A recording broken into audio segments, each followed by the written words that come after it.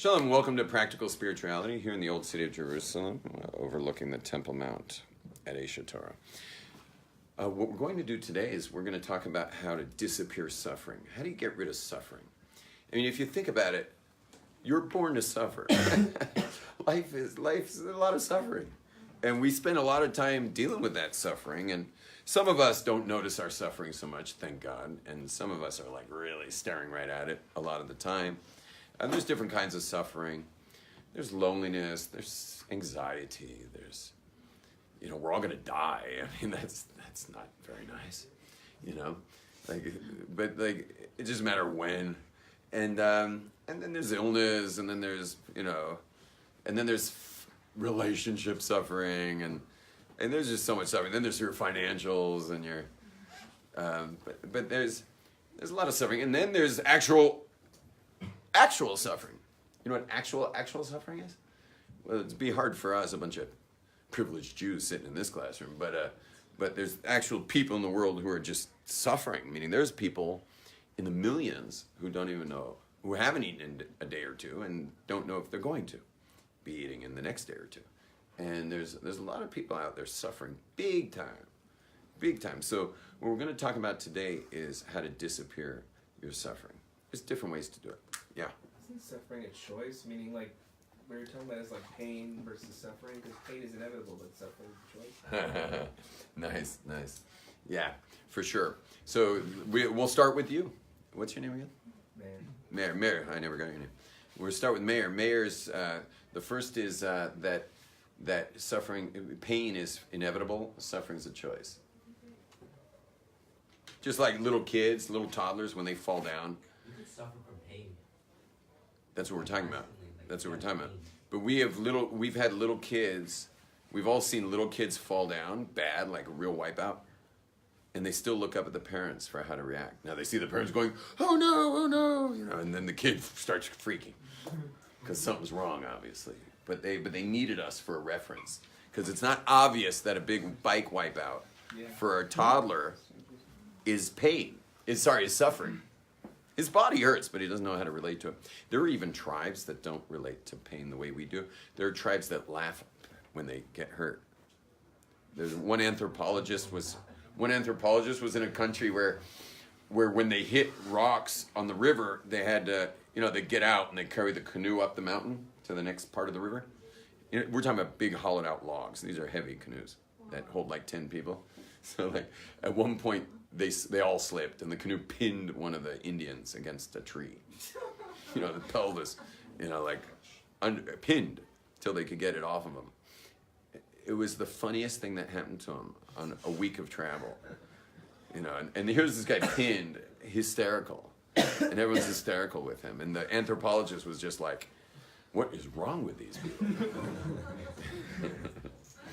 But there is such a tribe, at least one, out there. That was in the Amazon. And well, the West typically laughs at other people's pain. You do see a lot of that.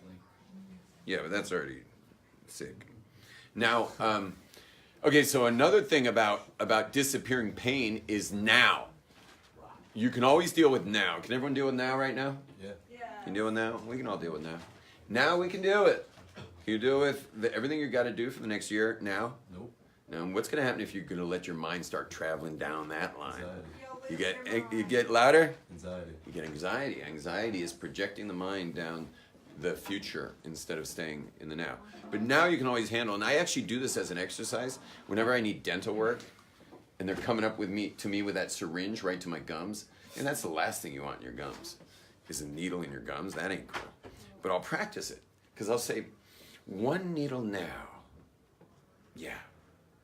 I can deal with one needle now. Now I can deal with one needle in my gums. Because now I can deal with that. Now I can handle anything. It's thinking about, I mean, obviously you're not going to have a needle in your gums all the time, but thinking about, I don't know, let's say someone has chronic back pain. So you have back pain now. Now, if it's chronic, that means you're going to have it. Where's the suffering come from? The future. Because right now, No, it's not gonna It is what it is. It's the amount of pain it is right now is what that person's dealing with. But it's the projection of the future that causes the real suffering. Now, but let's go like this. Check this out. There's two kinds of suffering. When it comes to suffering, there's a kind you can fix and there's a kind you can't. The kind you can't is the Gilgul suffering. It's called Gilgul suffering. That's the kind you can't fix. And then there's the kind, well, there is something you can do for Gilgul suffering. We'll talk about that in a minute. And the other kind is what you call the karmic suffering. Karmic suffering. Now, let's talk first about the karmic suffering because that's the one you can really fix. Karmic suffering is suffering that's caused by your stink bug energy. No offense. Each one of us has a bit of a stink bug in us. Just for example, you know, every single one of us was born to love. That's it. You are love, ultimately. But if you'll check, if we interviewed all of you, I bet you we'd find out that you would rather want love than have it. And the proof will be when you're married, whether you play games and sabotage things. Because you prefer to want it than have it. But almost every person you'll meet, especially in the Western system, in Western society, would rather want it than have it. A lot of us don't even know how to have it because we were hurt. And so we don't even know how to put our love forward in a way that feels safe to us, so we just hold it back.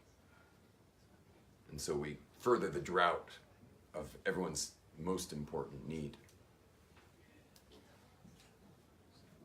Now, that's stink bug energy. And stink bug energy you can heal. Now, I only use one example of love, but there's all kinds of stink bug energy. I mean, this is why if you take wealthy people, and you could predict that there's going to be more wealth coming their way. And if you take poor people, you can predict there's going to be more poverty coming their way. It's just a basic principle of reality. Doesn't make sense. What kind of God would, I mean, it sounds like a lousy, you know, like cruel God. That the wealthy people are probably going to have more wealth coming their way, and the poor people are probably going to have more poverty coming their way. And we all know that's how it works. Because of association. Yeah, well, it's because of the energy that you emit is what's coming back towards you. So people with money emit a certain energy that attracts money, and people in poverty emit a certain energy that attracts poverty. This is why the transformation, which is my work, I mentioned the Possible You seminar. That seminar is literally and only there to transform your vibrational energy. That's it. Just so that you can start having what you want instead of getting much more of what you don't want. Have you noticed you keep getting more of what you don't want in your life? So you can actually have what you want, but you got to go through a crushing crucible to get there because you're going to have to face your demons. If you want to do that, you got to face your demons, look them right in the face and go like this. But it's pretty scary. It's pretty scary until you go, and your demons just kind of go.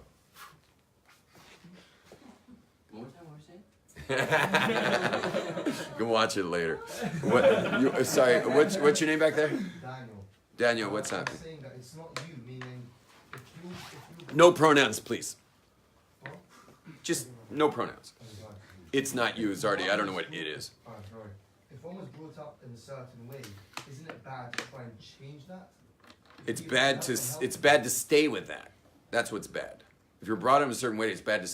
What do you? I mean, depends on if your family is stink bug energy, and it creates scarcity. It's not caring and loving and effervescent. You keep the good. So if that's the way your family is, you must change that. Is it possible? If people don't share their feelings in your family, that must change. So your kids can be raised in a clear home with clean air. You must change. It's possible to change it For sure. in a healthy way. Yeah, it's not even a big deal. You just need courage. A lot of courage. But as long as you got the courage, go for it. And the beauty today is that everyone knows you can't change your own. We have a principle in Judaism, Ein chovish motzias asma b'beis ha'isurim. A captured person, like you're captured in the energy of your upbringing. A captured person cannot get himself out of jail. So that makes it even easier on you. Why? Because once you put up that white flag that I'm never going to be able to do this alone, well, then you give it to someone else. Go put yourself in front of it. It doesn't have to be my seminar. Put yourself in front of any seminar leader.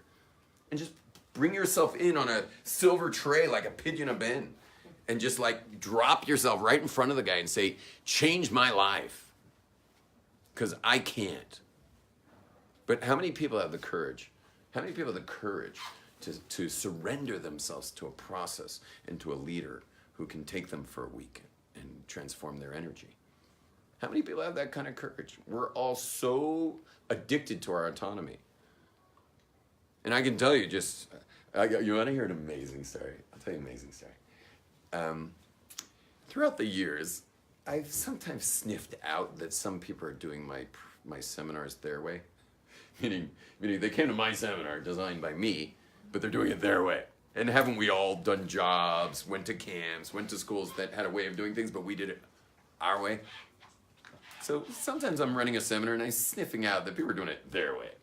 So what do? It's the penultimate night. Only a Britishman would know the word penultimate. What's penultimate mean? The night before the last. It just means the one before the last in anything. It could be the penultimate page of a book. Everyone try a new word. Penultimate. Penultimate. The one before the last.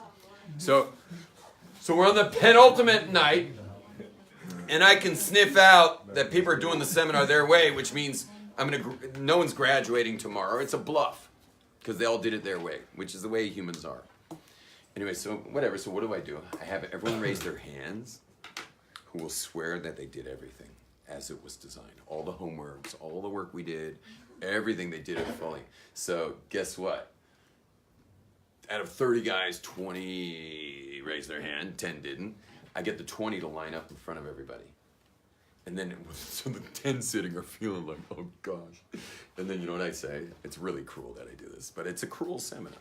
So it's not that cruel. In the context of the seminar, this isn't that cruel, but you know what I actually say? It's horrible. I say, the people standing up right now are the ones doing the Possibility of Seminar. The people sitting are doing the Possibility of Seminar their way. But here's what I want to tell you. That wasn't what I wanted to tell you. What I want to tell you is I was running an Israeli one. I started doing it for Israelis. This year was the Israeli. I've already done 8. That's why I dropped the English people. And people are ready to kill me. So we're doing one February 24th for English finally. And maybe another sometime. But anyway, so listen to this. If you're watching this live, Muncie men's is February 10th, just like a couple weeks from now. And women's starts February 11th in Muncie, but it doesn't matter where you live in the tri-state area, come. Now, it was the Israelis. And I just noticing that smell of them doing it their way was super strong. So it's the penultimate night. And I asked the Israelis, I say, so raise your hand if you've been doing the seminar exactly as it's designed. You're not missing anything of the homeworks. Nothing. You've done it all. You ready for this? 30 men, 2 raised their hand. And now these 2 men, I put them in front of everybody. I'm like, they're doing the Possibility Seminar. You're doing the seminar your way. And it was a joke. So we sat there for a half hour. It was the end of the night. It was 11. It was time to go home. We all sat there for a half hour. They were so depressed when they saw my face because I was so disappointed. And they know I've given my heart and soul. And so I'm sitting amongst them. 2 guys are standing up there for a half hour. And we're discussing what happened. What the hell went wrong here? You know what we realized? After everyone tried, I got it. It was a miracle. I got it because I don't know Israeli culture the way they do. I got it. And then you know what I said? I said, Israelis. Anyone hang out in Israel a bit? Yeah, you know Israelis a bit? Israelis are scared to death of being friars. Which means, in Hebrew, that means fools. Like getting tricked. They do not want to get tricked. And that's why this country, you know why it's hard to make a living in this country? You want to know why? Because there's put Jews amongst Gentiles, they will always rise to the top. Because we see how to thread that needle like no Gentile could in the financial or any other field. We know how to thread that needle, especially when we're playing in a Gentile world. Like, what do you think was going to happen when a handful of Jews moved to Mexico City? Who would be running the place, you know? But put a bunch of Jews in one country together, where everyone's scared to death of being the fool. It makes for messed up, lack of trust types of business affairs.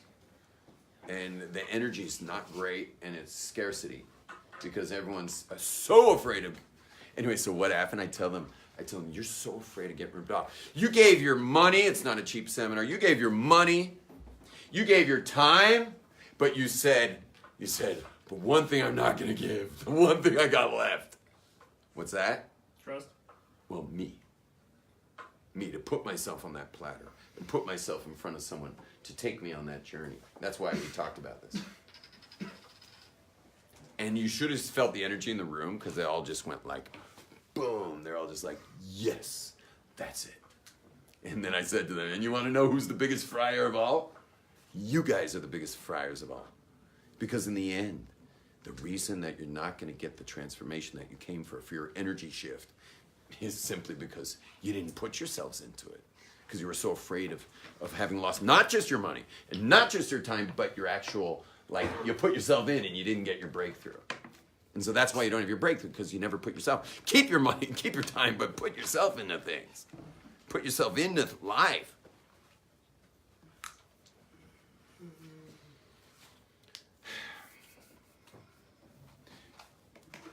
Karmic energy can be shifted.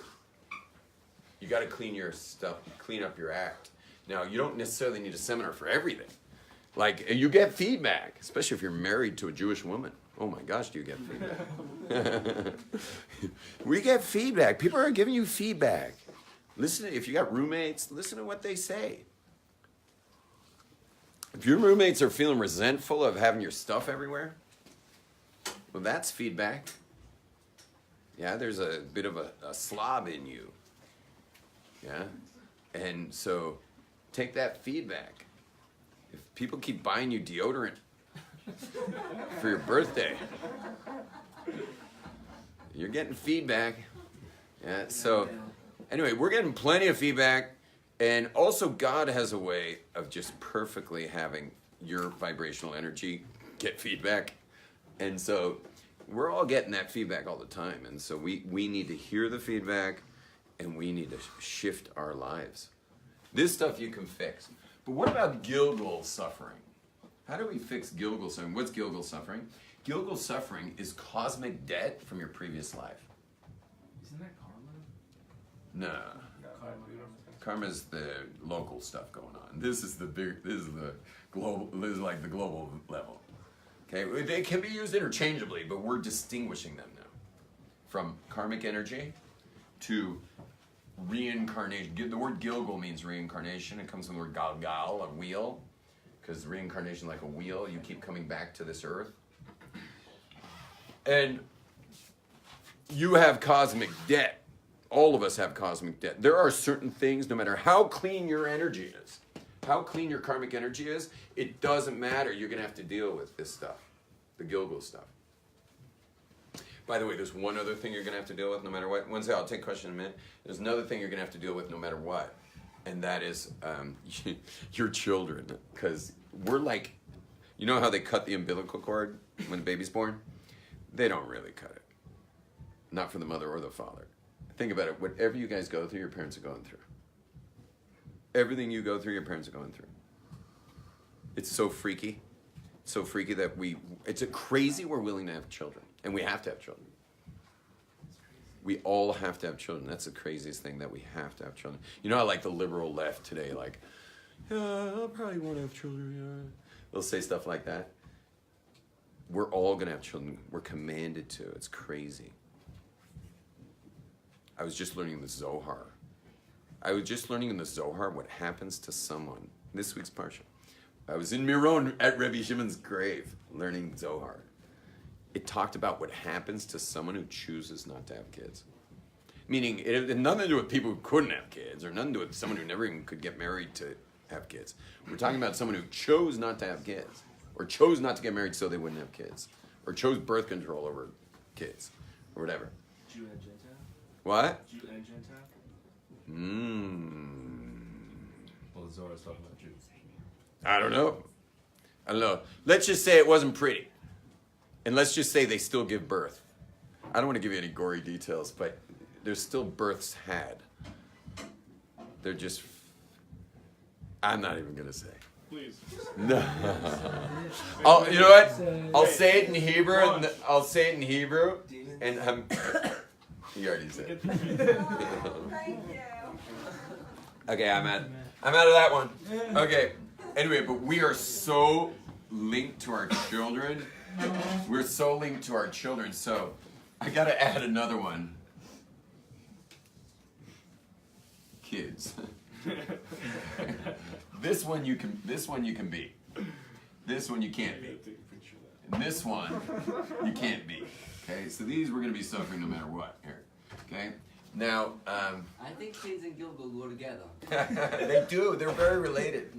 Because these souls Under the category of Gilgal. these souls are all very connected to each I'm other. pretty sure. They're all very connected to each other.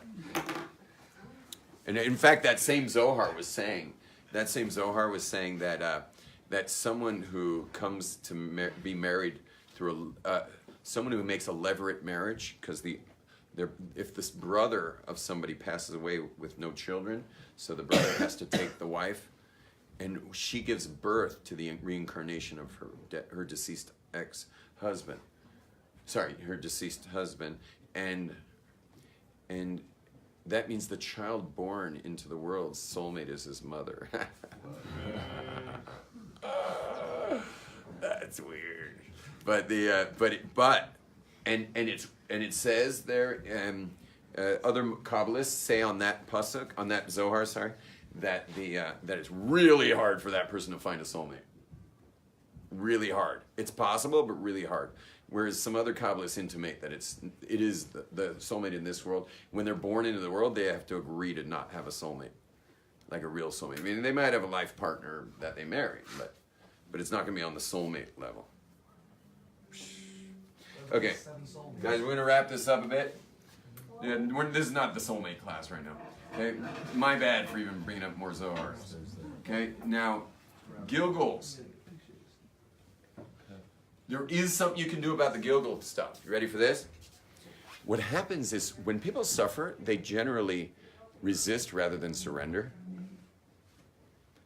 And so people who resist Gilgal suffering, it tends to repeat itself throughout their life. Like they keep going through the same rough stuff.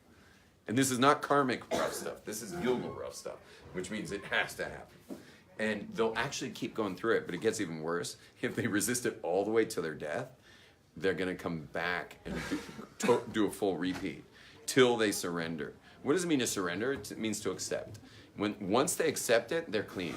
And they're clear of it. So the way you get rid of Gilgal suffering, that's the inevitable suffering that's going to come just from your life, from cosmic debt from previous lives. All you have to do is surrender to it and accept it. That's it. Surrender to it, accept it.